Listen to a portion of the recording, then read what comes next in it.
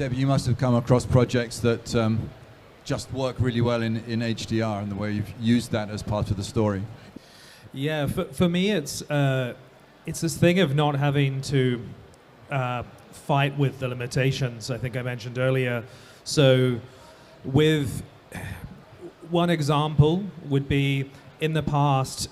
I love using color and light to convoke feelings. And in the past, I would often have to start pulling a bit of saturation out of a scene slowly so that you don't notice, so that I have a point to go when I want to bring that back in and make you feel warm again. Or to create a false sense of darkness so that when the sunrise comes, it has more impact. But now with HDR, I don't have to sort of fake it. I actually have it to work with as my eyes would see it in real life. So actually you might think that with HDR you have to do a lot more work, but it's actually in many ways the opposite. I'm not having to really manipulate the image or work the image as hard. I actually am kind of, especially if it's shot well, I am most of the way to where I need to go. And then it's a case of, again, you're still going to apply your creative intent to it, but it's actually less work. And I think that these topics that all these gentlemen have touched on also point to a compelling reason to start doing HDR as soon as possible, because you also get into this thing where if viewers are seeing other people's content in HDR and your content's only available in SDR, they don't have that same visceral reaction anymore when you're trying to get those points across. For example, someone is in a cave and comes out into a bright sunny desert and the sun's in the sky. You can try to fake that in SDR, but in HDR you get that point across so much easier, and it's going to feel flat. It's going to feel not as compelling as the HDR version of that maybe somebody else did. So that's why you should do HDR now to stay competitive with everybody else. And the thing is, you don't have to be an expert to know these things, to feel them. My children, my wife, we watch mostly HDR stuff at home, and then you watch an SDR program, and even they, who are not in our industry, who are not cinematographers, who are not colorists, they go,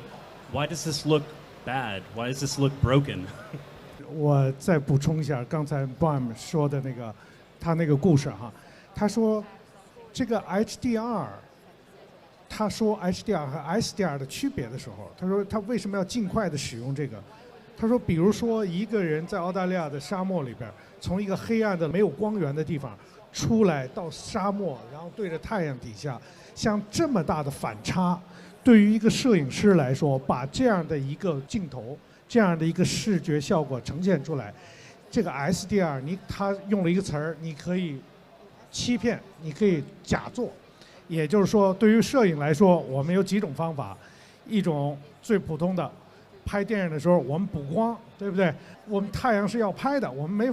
没法给太阳加 ND， 所以我们就把里边补亮了，然后看起来里边是暗的，宽容容忍的情况下，从里边一直拍到外边，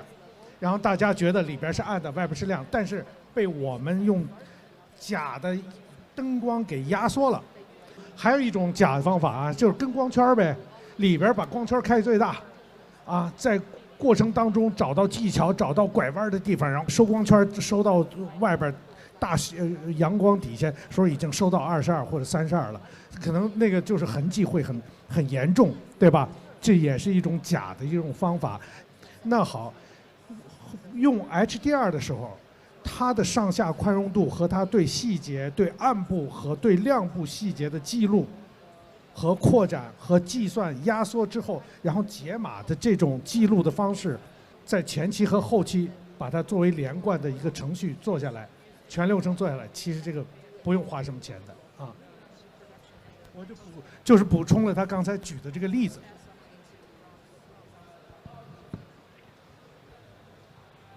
Yeah, I think it's an important point, isn't it? That what we're all saying is that less is more, and that actually HDR in many ways is less work, particularly if there's joined up thinking from production and through post-production, And we have ways of communicating that now with our color managed workflows, that the dailies from production match the on-set monitoring, and that the editor then passes that on to visual effects and on again to the colorist.